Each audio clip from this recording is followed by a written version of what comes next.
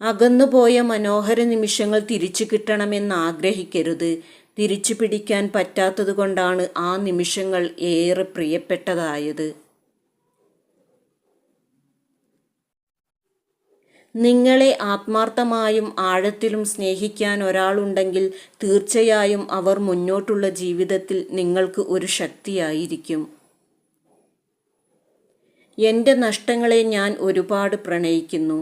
കാരണം എനിക്ക് നഷ്ടപ്പെട്ടതെല്ലാം എനിക്ക് ഏറെ പ്രിയപ്പെട്ടതായിരുന്നു.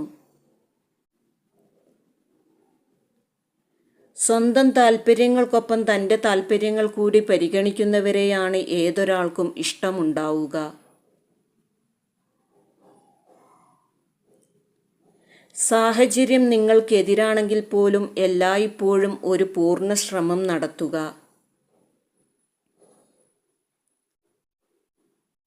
നിന്റെ മൗനം പോലും എനിക്ക് ഏറെ പ്രിയപ്പെട്ടതായിരുന്നു.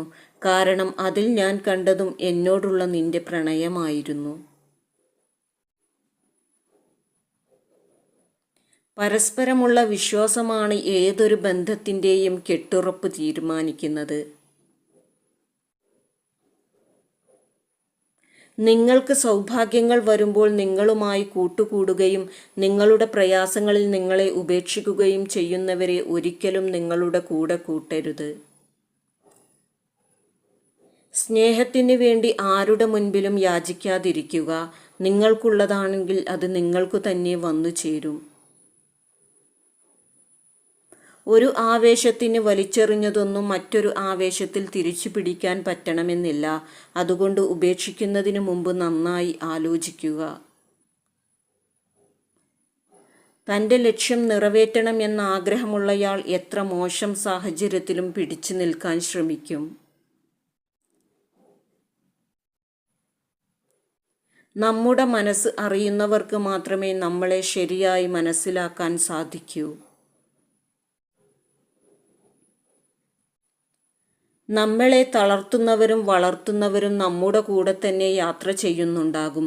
പക്ഷേ അത് നാം തിരിച്ചറിയുന്നത് ഏറെ വൈകിയായിരിക്കും. ഒരു വ്യക്തിയോടുള്ള നിങ്ങളുടെ സ്നേഹം ആത്മാർത്ഥമാണെങ്കിൽ പലപ്പോഴും അത് നിങ്ങളുടെ കോപത്തെ നിയന്ത്രിക്കാൻ സഹായിക്കും.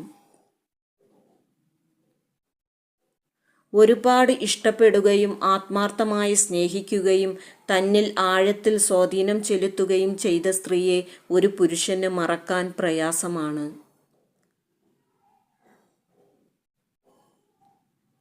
നിങ്ങളെ ആത്മാർത്ഥമായും ആഴത്തിലും സ്നേഹിക്കുന്നവർ അവർ എത്ര തിരക്കിലാണെങ്കിലും നിങ്ങൾക്ക് വേണ്ടി സമയം കണ്ടെത്തുകയും നിങ്ങളോടൊപ്പം സമയം ചെലവഴിക്കുകയും ചെയ്യും.